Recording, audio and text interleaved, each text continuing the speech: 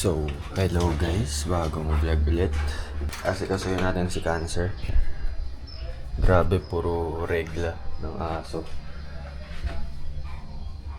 So, ngayon, tatanggalin natin ang gulong. Ito yung Honda Tac. Panda rin na ba natin to? Kasi nabisi pa tayo dito sa coaching eh.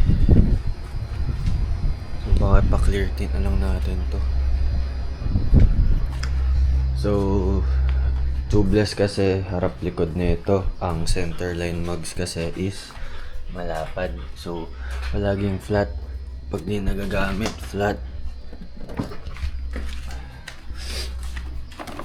So,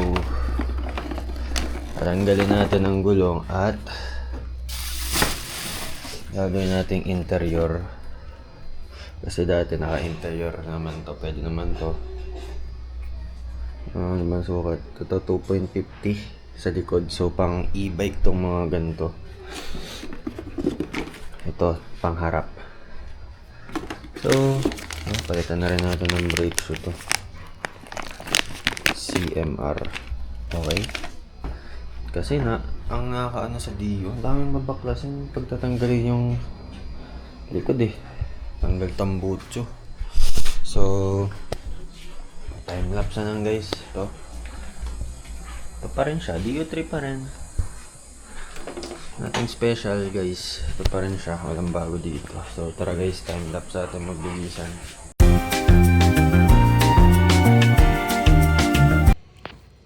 So init guys, grabe. Ito na, natanggal na natin. Ito yung mga interior nya. So tara guys. Grabe. Ang init.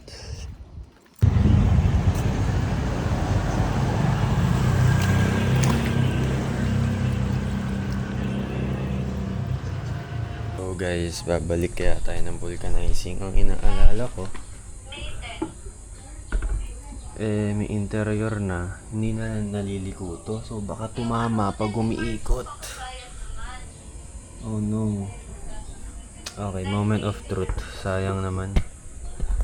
Kasi guys, ang maintenance ng mga tubeless tires, gaya ng mga ganito, luma, or kahit saan naman siguro, basta naka tubeless, is papalinisan mo palagi yung labi.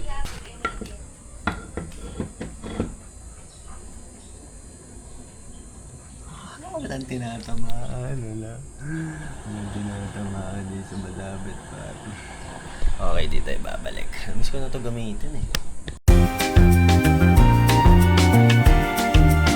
So guys, paandarin natin kung aandar. Hindi ko alam kung panis na ba yung gas na ito. Talaga yun, hindi na papaandar guys.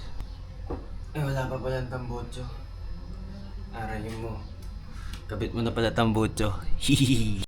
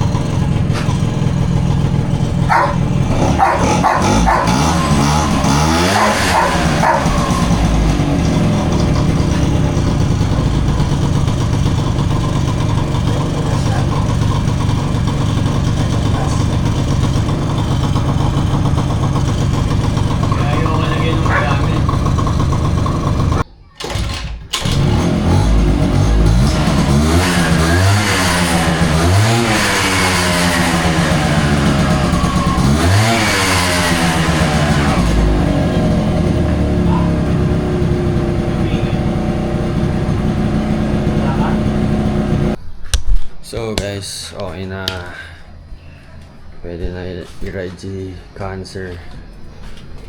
Dumi niya, binag natin para Japan.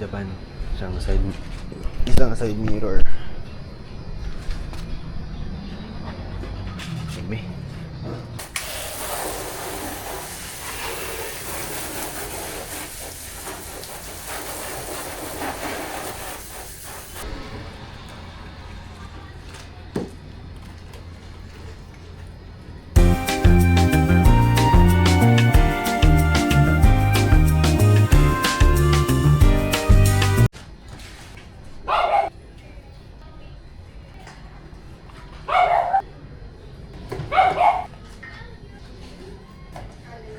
Ang yellow guys.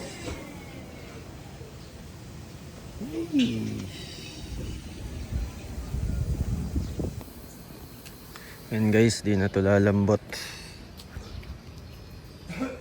Tapos ito, papa-clear tint natin. Babalik natin doon.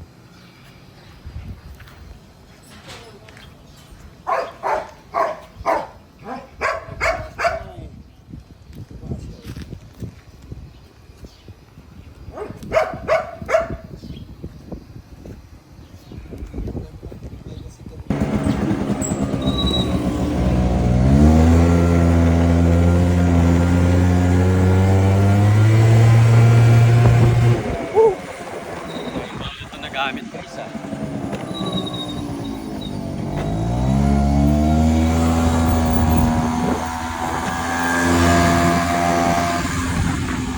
May Dio pala ako guys. Wala na eh. Guys.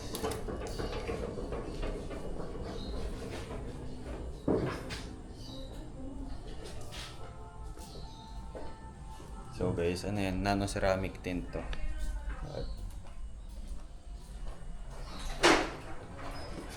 Ano, kita nyo. Super dark tas clear.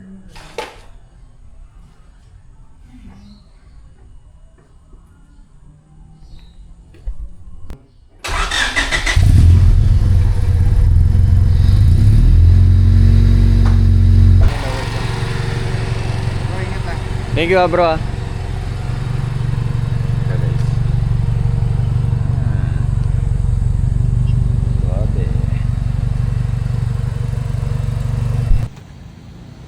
So guys, pinalitan natin na iba naman. Break the norm para kakaiba tayo. Sari-sariling trip.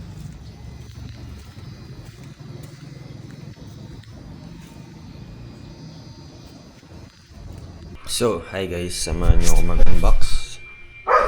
Dumating na. Ingay naman aso, sorry, rear strut bar. So sana onting tabas na lang ang gagawin dito. Tapos bumili ako ng barrel. Lakas din eh. Okay. Oh. Oh. Dala ko talaga sa kotse.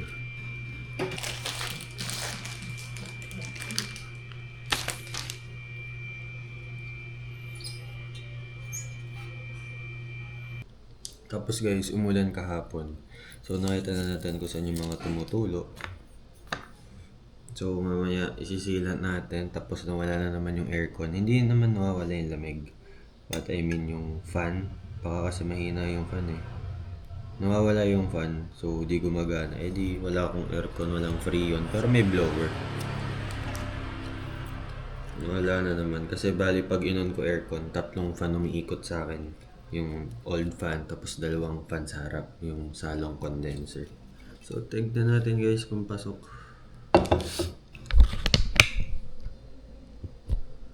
Yan, please pasok sana.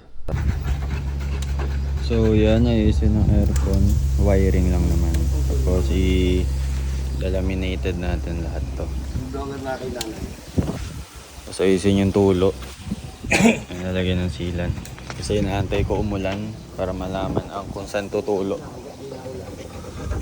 Mukhang hindi naman ulan. Doon, may tulo doon. Basang-basa yung upuan ko. Tapos mamaya, darating yung wiper bushing. Kasi, manog to.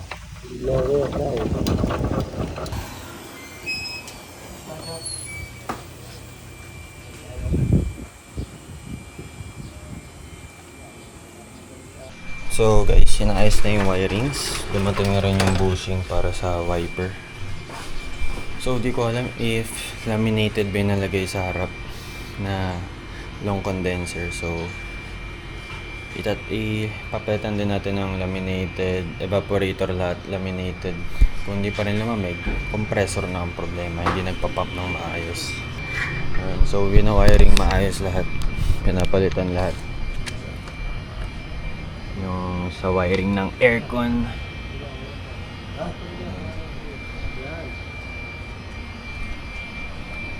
ano ba to guys? Laminated na ba yan? Hindi ko alam eh. Yun yung setup niya guys. Tapos nilalagyan ng sealant to. Yan. Pwede na pang agila. Kasi tumutulo sa windshield guys. So far yun lang naman yung tulo niya, sa windshield lang. Sa pababang ganun. So far dito wala naman. Dito sa likod wala naman. May lamig naman siya.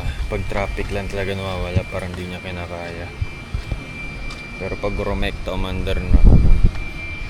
Tapos baka yung sa minor natin hindi okay, IACB eh.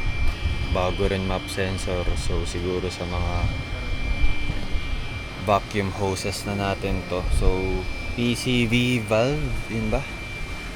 So yun, ayusin yun, maluwag. Ito yun eh, alam ko. Ito. So yun lang, tapos parang kaya nag-aano dyan ng langis, naghahanap siya ng butas kasi may singaw dun. So parang wala pang thermostat to. So si Wadge kasi kompleto na yun lahat eh. So ngayon ako naka-encounter kasi ng ganito, yung kulang-kulang. Si Wadge kasi nakuha ko, kompleto na, maayos na. So parang onti na lang siya, more on aesthetics. Ito daming kulang eh. Kasi kay Wadge dati nauna yung mga hindi naman kailangan, mga paporma, papogi. Tapos dito, well, pogi na kasi easy siya eh. So may nagbigay sa atin ng carbon chin spoon, tsaka spoon wing carbon din. Grabe, basang-basa yung upuan natin eh, mga pantalon. Tamang taga-video lang ako dito.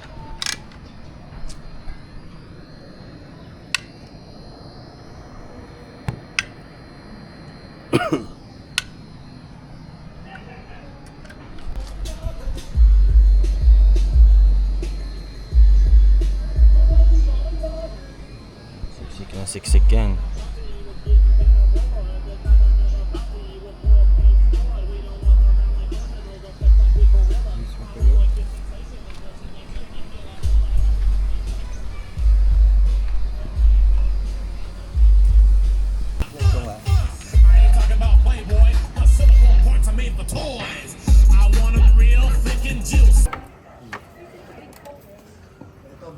Ayos na, panis. Pa. Busted to.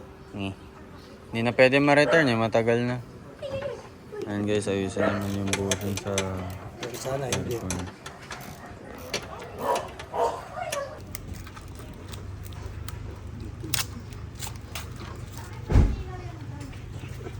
Ngayon lang po nagamit. Pundi po lahat.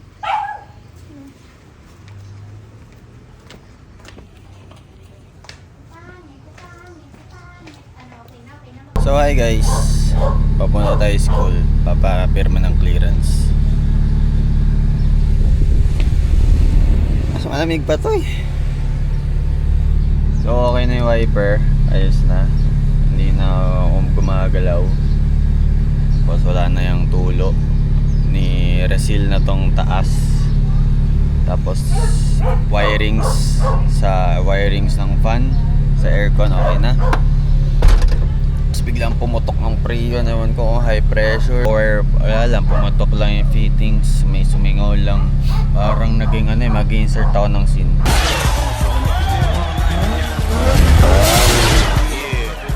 Parang ganun eh, malapal walker eh. So gagawin ko, kapitan ko lahat ng laminated na lahat. Sana last na to. Lahat evaporator, tapos blower palit, tsaka bagong compressor. Ay. So okay guys, bye bye.